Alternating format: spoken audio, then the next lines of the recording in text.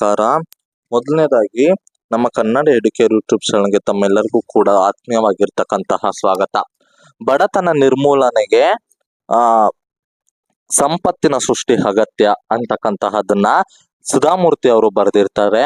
ಇಲ್ಲಿ ಒಬ್ಬ ತರುಣ ನಾರಾಯಣಮೂರ್ತಿ ನಾರಾಯಣಮೂರ್ತಿ ಅಂದ್ರೆ ಮೇ ಬಿ ಇದು ಸುಧಾಮೂರ್ತಿ ಅವರ ಹಸ್ಬೆಂಡ್ ಇರುತ್ತೆ. ಸ್ವಭಾವತಃ ಅಂತರ್ಮುಖಿ ಮತ್ತು ಆದರ್ಶವಾದಿಗಳು. ಇದು 1970ರಿಂದ 1974ನೇ ವರ್ಷದ ಸಮಯ ಆಗಿರುತ್ತೆ. ಆಗ ಅವರು ಫ್ರಾನ್ಸ್ ದೇಶದ ಪ್ಯಾರಿಸ್ ಚಾರ್ಲ್ಸ್ ಡಿಗಲ್ ಏರ್ಪೋರ್ಟಿನ ಕಂಪ್ಯೂಟರ್ ವಿಭಾಗದಲ್ಲಿ ಉನ್ನತ ಹುದ್ದೆಯಲ್ಲಿ ಇರ್ತಾರೆ. ಒಳ್ಳೆ ಸಂಬಳ ಮತ್ತು ತಲೆ ತುಂಬಾ ಆದರ್ಶಗಳು ಅವರನ್ನ ಕಮ್ಯುನಿಸ್ಟ್ ವಾದಿಗಳನ್ನಾಗಿ ಮಾಡಿರುತ್ತೆ. ಹೀಗಾಗಿ ಅವರು ಗಳಿಸಿರ್ತಕ್ಕಂಥ ಅಪಾರ ಹಣವನ್ನ ಪ್ಯಾರಿಸಿನ ಒಂದು NGOಗೆ ದಾನ ಮಾಡಿದರು. ಆ NGO ಇವರು ಕೊಟ್ಟ ಹಣವನ್ನ ಬಡತನದಲ್ಲಿ ಇರ್ತಕ್ಕಂತಹ ದೇಶಗಳಿಗೆ ಸಹಾಯ ಮಾಡ್ತೇವೆ ಅಂತ ಆಶ್ವಾಸನೆ ಕೊಡುತ್ತೆ. ಭಾರತಕ್ಕೆ ತಿರುಗಿ ಬಂದು ದೇಶಗಳಲ್ಲಿ ಏನಾದ್ರೂ ಕೆಲಸ ಮಾಡ್ಬೇಕು, ಬಡವರಿಗೆ ಸಹಾಯ ಮಾಡ್ಬೇಕು ಅಂತಹ ಉದ್ದೇಶದಿಂದ ತಮ್ಮ ಕೆಲಸಕ್ಕೆ ರಾಜೀನಾಮೆಯನ್ನು ಅವ್ರು ಕೊಡ್ತಾರೆ. ಕೊಟ್ಟ ನಂತರ ಉಳಿದ ಎಲ್ಲವನ್ನ ಅವರು ಹಂಚಿ ಬೆನ್ನು ಮೇಲೊಂದು ಬ್ಯಾಗ್ ಅನ್ನ ಹಾಕಿಕೊಂಡು ಫಾರಿನ್ನಿಂದ ಮೈಸೂರಿಗೆ ಪ್ರಯಾಣವನ್ನ ಮಾಡ್ಲಿಕ್ಕೆ ಪ್ರಾರಂಭಿಸ್ತಾರೆ. ಅವರು ಪ್ರವಾಸ ಅಂತೂ ಒಂದು ವಿಚಿತ್ರವಾಗಿರುತ್ತೆ. ಅವರು ನೇರವಾಗಿ ಭಾರತಕ್ಕೆ ಬರ್ದೆ ರೈಲು, ಬಸ್ಸು, ಕಾರು ಹೀಗೆ ಬೇರೆ ಬೇರೆ ವಾಹನಗಳಿಂದ ಬೇರೆ ಬೇರೆ ದೇಶಗಳನ್ನು ನೋಡುತ್ತಾ 3 ತಿಂಗಳಲ್ಲಿ ಭಾರತವನ್ನ ತಲುಪ್ತಾರೆ. ಕೆಲವು ಬೇರೆ ಯಾವ ವಾಹನವೂ ಸಿಗದೆ ಇದ್ದಂತಹ ಸಂದರ್ಭದಲ್ಲಿ ಅವರು ನಡೆದದ್ದು ಕೂಡ ಉಂಟು. ಯುರೋಪ್ ದೇಶಗಳಲ್ಲಿ ಒಂದು ಯವನದ ಪೀಳಿಗೆಗಳಿಗೆ ಇದು ಅತಿ ಸಾಮಾನ್ಯ ಆಗಿರುತ್ತೆ. ರಸ್ತೆ ಬದಿಗೆ ನಡೀತಕ್ಕಂತ ಇಂಥ ತರುಣರಿಗೆ ಅನೇಕ ಕಾರು ಮಾಲೀಕರು ಲಿಫ್ಟ್ ಕೊಡ್ತಕ್ಕಂತಹದ್ದು ಕೂಡ ಉಂಟು. ಇಂತಹ ಪ್ರಯಾಣದ ನಡುವೊಂದು ಘಟನೆ ಕೇವಲ ನಾರಾಯಣಮೂರ್ತಿ ಅವರನ್ನ ಮಾತ್ರ ಅಲ್ಲ, ಬದಲು ಭಾರತದ ಇಂದಿನ ಮಾಹಿತಿ ತಂತ್ರಜ್ಞಾನದ ದಿಕ್ಕನ್ನೇ ಬದಲಿಸಿದೆ ಅಂತಕ್ಕಂಥದ್ದನ್ನ ನಾವು ನೋಡಬಹುದು. ಅದು ಅಂತಂದ್ ಹೇಳಿದ್ರು ಕೂಡ ತಪ್ಪಾಗ್ಲಿಕ್ಕಿಲ್ಲ ಅಂತಕ್ಕಂಥದ್ದನ್ನ ಹೇಳ್ತಾರೆ. ಅದೊಂದು ಕಡು ಚಳಿಗಾಲದ ರವಿವಾರದ ಬೆಳಿಗ್ಗೆ ಆಗಿರುತ್ತೆ. ನಾರಾಯಣಮೂರ್ತಿ ಅವರು ಇಟಲಿ ದೇಶದಿಂದ ನೀಸ್ ಎನ್ನುವಂತಹ ಊರು ಬಂದು ತಲುಪ್ತಾರೆ.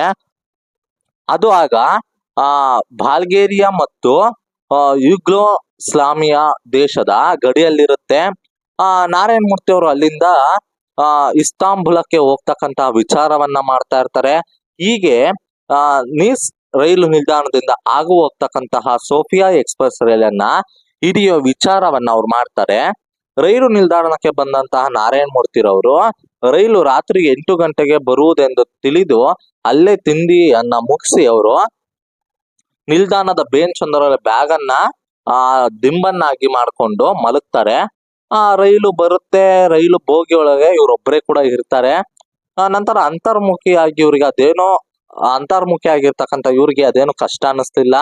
ಪುಸ್ತಕ ತೆಗೆದು ಓದುತ್ತಿರ್ಬೇಕಾದ್ರೆ ಅನಿರೀಕ್ಷಿತವಾಗಿರ್ತಕ್ಕಂಥ ಎತ್ತರ ನಿಲುವಿನ ನೀಲಗಣ್ಣಿನ ಒಂದು ಬಿಳಿಯ ಚೆಲುವ ತರುಣೆಯೊಬ್ಬಳು ಒಳಗೆ ಬರ್ತಾಳೆ.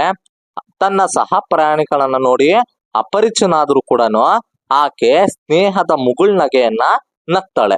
ಸಾಮಾನ್ಯವಾಗಿ ಯಾವ ದೇಶದಲ್ಲಿದ್ದರೂ ಕೂಡ ಹೆಣ್ಣು ಮಕ್ಕಳು ಹೆಚ್ಚು ಮಾತನಾಡಲು ಇಚ್ಛಿಸ್ತಾರೆ. ಅದಕ್ಕೆ ಅವರು ಕೂಡ ಅಪರಾಧಿಗಳಲ್ಲ. ಅವರು 2 ಪ್ರಶ್ನೆಗೆ ಮೂರ್ತಿಯವರು ಒಂದೊಂದೇ ಉತ್ತರವನ್ನ ಕೊಡ್ತಾ ಇರ್ತಾರೆ.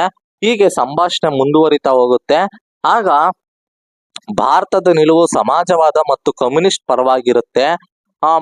ಮಾತಿನಲ್ಲೂ ಅವರ ವೈಯಕ್ತಿಕ ವಿಚಾರಗಳ ಹೊರಬರ್ತವೆ. ನಂತರ ಆಕೆ ತನ್ನ ಪರಿಚಯನ ಮಾಡಿಕೊಂಡು, ನಾನು ಸೋಫಿಯಾ ಊರಿನವಳು, ನಮ್ಮದು ಕಮ್ಯುನಿಸ್ಟ್ ದೇಶ, ಸರ್ಕಾರದಿಂದ ನನಗೆ ವಿದ್ಯಾರ್ಥಿ ವೇತನ ಸಿಕ್ಕು, ನಾನು PhD ಅಧ್ಯಯನ ಮಾಡಲು ರಷ್ಯಾದ ಕೀವ್ ವಿಶ್ವವಿದ್ಯಾಲಯಕ್ಕೆ ಹೋಗ್ತಾ ಇದ್ದೀನಿ.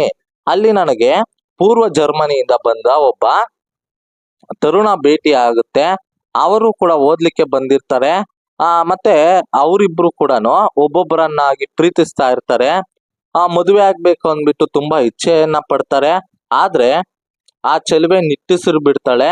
ಪೂರ್ವ ಜರ್ಮನಿ ಆಗ ಕಮ್ಯುನಿಸ್ಟ್ ರಾಜ್ಯವಾಗಿರುತ್ತೆ. ನಂತರ ಅನುಕಂಪದಿಂದ ಮೂರ್ತಿಯವರು, ನಾವಿಬ್ಬರು ಒಬ್ಬರನ್ನೊಬ್ಬರು ಮೆಚ್ಚಿಕೊಂಡಿದ್ದೀವಿ, ಮದುವೆ ಆಗ್ಲಿಲ್ಲ, ಏಕೆ, ಏನಾದ್ರು ತೊಂದರೆ ಇದ್ದಿತೆ ಅಂತ ಅನ್ಬಿಟ್ಟು ಕೇಳ್ತಾರೆ. ಇಲ್ಲ, ನಾವು ಮದುವೆ ಆದೆವು, ಆದ್ರೆ ನಾವಿಬ್ರು ಒಂದೇ ಸ್ಥಳದಲ್ಲಿ ಒಟ್ಟಿಗೆ ಆಗೋದಿಲ್ಲ. ನಮ್ಮ ದೇಶದ ಕಾಯ್ದೆಯ ಪ್ರಕಾರ ಮದುವೆಯಾಗಿ ನಾವು ಅರ್ಜಿಯನ್ನ ಹಾಕಬೇಕು. ಎರಡೂ ದೇಶದವರು ಅದನ್ನ ಒಪ್ಕೊಳ್ಬೇಕು. ಆಮೇಲೆ ಸರ್ಕಾರದಿಂದ ಅನುಮತಿ ಪಡೆದು ಅವನ ದೇಶದಲ್ಲಾಗಲಿ ಆ ಒಟ್ಟಿಗೆ ಇರಬಹುದು. ಆದರೆ ನಮ್ಮಿಬ್ಬರಲ್ಲಿ ಬೇರೆ ಬೇರೆ ತರಹದ ಸಮಸ್ಯೆಗಳಿವೆ.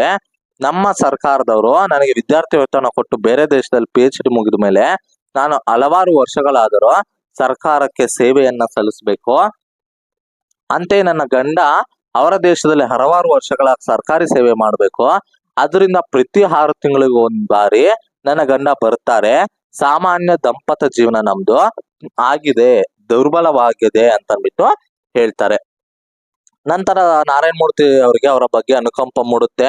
ಸ್ವಲ್ಪ ಆವೇಶದಲ್ಲಿ ಇದೆಂತಹ ಸರ್ಕಾರ, ಯಾವುದೇ ದೇಶದಲ್ಲಿ ಕಮ್ಯುನಿಸ್ಟ್ ಸರ್ಕಾರ ಇರಲಿ, ಬಂಡವಾಳಶಾಹಿಗಳೇ ಇರಲಿ ಅಥವಾ ಮತ್ಯಾರೇ ಆಳಿದ್ರು ಕೂಡ ಸಂಗಾತಿಯನ್ನ ಆರಿಸುವುದು, ಕೆಲಸವನ್ನು ತೆಗೆದುಕೊಳ್ಳೋದು ತಮ್ಮ ಮನಸ್ಸಿನ ವಿಚಾರ. ಅದನ್ನ ಮುಕ್ತವಾಗಿ ಹೇಳ್ಕೊಳ್ಳೋದನ್ನ ಯಾರು ತಡೆಯಬಾರದು. ಅದು ಮಾನವನ ಮೂಲಭೂತ ಹಕ್ಕು. ಅದನ್ನ ವಿರೋಧಿಸ್ತಕ್ಕಂತಹ ಸರ್ಕಾರ ನಿಜವಾಗಿಯೂ ಹೃದಯ ಇಲ್ಲದೆ ಇರತಕ್ಕಂತಹದ್ದು ಅಂತ ಅಂದ್ಬಿಟ್ಟು ಹೇಳ್ತಾರೆ. ನಂತರ ನಾರಾಯಣ ಮೂರ್ತಿ ಅವರ ಮತ್ತೆ ಆಕೆಯ ಸಂಭಾಷಣೆ ಮಧ್ಯದಲ್ಲಿ ನಿಲ್ದಾಣ ಇವರ ಬೋಗಿ ಬಂದು ಸೇರಿ 3 ಪ್ರಯಾಣಿಕರನ್ನ ಇವರು ಮರೆತು ಬಿಡ್ತಾರೆ. ಇವರು ಮಾತುಕತೆ ಫ್ರೆಂಚ್ ಭಾಷೆಯಲ್ಲಿ ನಡೆದಿರುತ್ತೆ. ಇವರ ಮಾತುಕತೆ ಮಧ್ಯೆ ಆತ ಎದ್ದು ಹೋಗ್ತಾನೆ. ಕೆಲವೇ ಕ್ಷಣಗಳಲ್ಲಿ 2 ಭೀಮಾಕಾರದ ಕಠೋರ ಚಹರೆ ಪೊಲೀಸ್ನವರು ಆತ ಕರೆತರ್ತಾರೆ. ಬಂದವರಲ್ಲಿ ಒಬ್ಬ ಹೆಚ್ಚು ಮಾತನಾಡದೆ ನಾರಾಯಣ ಮೂರ್ತಿಯ ಶರ್ಟಿನ ಕಾಲರ್ ಹಿಡಿದು ದರದರನೆ 2 ರೈಲು ನಿಂತ ಮೇಲೆ ನಿಲ್ದಾಣದಿಂದ ಹೊರಕ್ಕೆ ತಳ್ತಾನೆ. ಇನ್ನೊಬ್ಬ ಪೊಲೀಸ್ ಆ ಹುಡುಗಿಯನ್ನ ಎಳೆದುಕೊಂಡು ಹೋಗ್ತಾನೆ. ನಾರಾಯಣ ಮೂರ್ತಿ ಅವರನ್ನ ನಿಲ್ದಾಣದಲ್ಲಿ ಸ್ವಲ್ಪವೂ ಬೆಳಕಿಲ್ಲದ ಇರುವ ಕತ್ತಲೆ ಕೋಣೆ ಒಳಗೆ ಕೂಡಿ ಹಾಕ್ತಾರೆ. ನೆಲವು ಮೇಜಿನಷ್ಟು ತಣ್ಣಗೆ ಕೊರಿತಾ ಇರುತ್ತೆ. ಅಲ್ಲೊಂದ್ರು ಮೂತ್ರಾಲಯ ಕೂಡ ಇರುತ್ತೆ. ಅದು ವಾಸನೆಯಿಂದ ಇರುತ್ತೆ. ಅದೊಂದು ಜೈಲು ಕೋಣೆ ಆಗಿರುತ್ತೆ. ನಾರಾಯಣ ಮೂರ್ತಿ ಅವರ ಮನಸ್ಸಿಗೆ ದಿಗ್ಭ್ರಮೆ ಆಗುತ್ತೆ.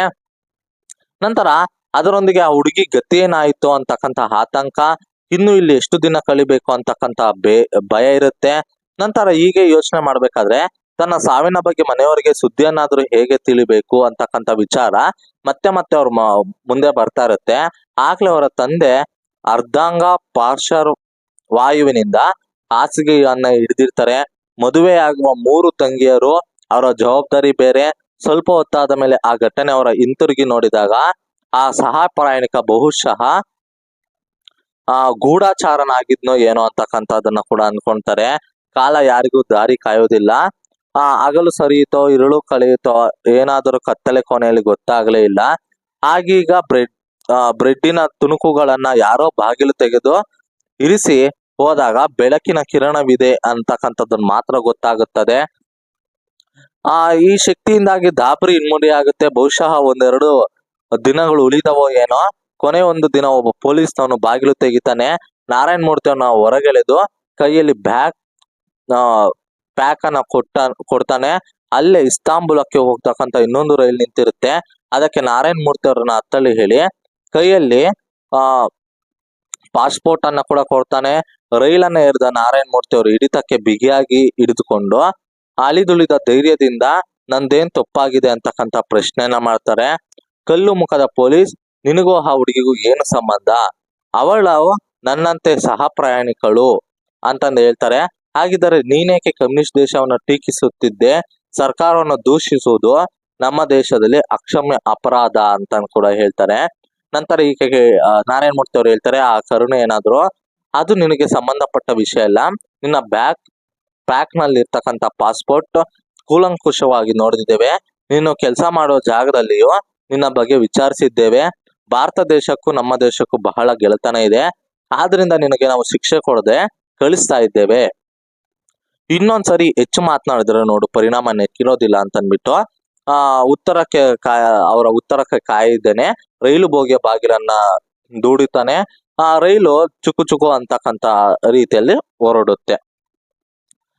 ನಂತರ ನಾರಾಯಣ ಮೂರ್ತಿ ಅವರ ಆಯಾಸದಿಂದ ಕಿಟಕಿ ಬಳಿ ಇರ್ತಕ್ಕಂಥ ಸೀಟಿನಲ್ಲಿ ಹೊರಗಿಕೊಂಡು ಊಟ, ನಿದ್ದೆ ಇಲ್ಲದ ದೇಹ, ಮನಸ್ಸು ಕೆಟ್ಟೋಗಿರುತ್ತೆ. ಎದುರಿಗಿದ್ದ ಸಹ ಪ್ರಯಾಣಿಕರಿಂದ ಆ ದಿನಾಂಕವನ್ನ ಕೇಳಿ 4 ದಿನ ಜೈಲಿನಲ್ಲಿ ಕಳೆದಿದ್ದನ್ನ ಖಚಿತಪಡಿಸ್ಕೊಂತಾರೆ. ಆ 4 ದಿನಗಳಲ್ಲಿ ಜೀವನದ ದೃಷ್ಟಿ ಎಷ್ಟೊಂದು ಬದಲಾಗಿತ್ತು. ನಂತರ ಅಲ್ಲಿ ಅವರಿಗೆ ನಾರಾಯಣ್ ಮೂರ್ತಿ ಫ್ಯಾರಿನ್ ನಗರದ ಸುಂದರವಾದ ರಸ್ತೆ ಬದಿಗಳಲ್ಲಿ ಸಂಧ್ಯೆ ವೇಳೆ ಗೆಳೆಯರೊಂದಿಗೆ ಕುಳಿತುಕೊಂಡು ಕಮ್ಯುನಿಸ್ಟ್ ಸಿದ್ಧಾಂತದ ಬಗ್ಗೆ ಕಾಫಿ ಕುಡಿಯುತ್ತಾ ಗಂಟೆ ಮಾತನಾಡ್ತಾ ಇರ್ತಾರೆ.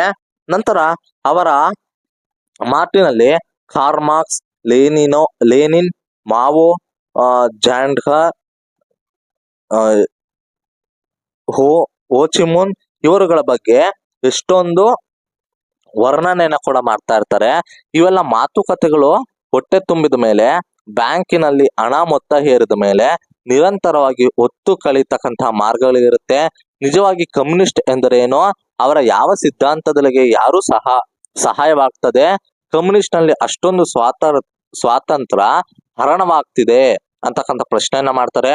ಮೂಲಭೂತ ಹಕ್ಕುಗಳು ಮಾಯವಾಗಬಹುದು ಅಂತಕ್ಕಂಥ ಹೊಟ್ಟೆ ತುಂಬಬಹುದಾ, ಯಾವ ದೇಶಕ್ಕೆ ಯಾವ ಜನಾಂಗಕ್ಕೆ ಈ ಕಮ್ಯುನಿಸ್ಟ್ ಹೊಂದಲು ಸಾಧ್ಯ, ಪ್ರತಿ ದೇಶಕ್ಕೆ ಅದರದ್ದೇ ಆದ ಸಂಸ್ಕೃತಿ ಇರುವುದು, ಕಮ್ಯುನಿಸಂ ರೂಪುಗೊಂಡು ಕೆಲವು ಪುಸ್ತಕಗಳಿಗೆ ಅದು ಉಳಿದಿದೆ, ಜನರಿಗೆ ಸಹಾಯ ಮಾಡ್ತಕ್ಕಂಥದ್ದು, ಜನರ ಕಣ್ಣನ್ನು ಅಳಿಸುವ ವ್ಯವಸ್ಥೆ ಮಾಡಬೇಕು ಅಂತಕ್ಕಂಥ ಅರಿವು ನಾರಾಯಣ್ ಮೂರ್ತಿ ಅವ್ರಿಗಾಗಿರುತ್ತೆ.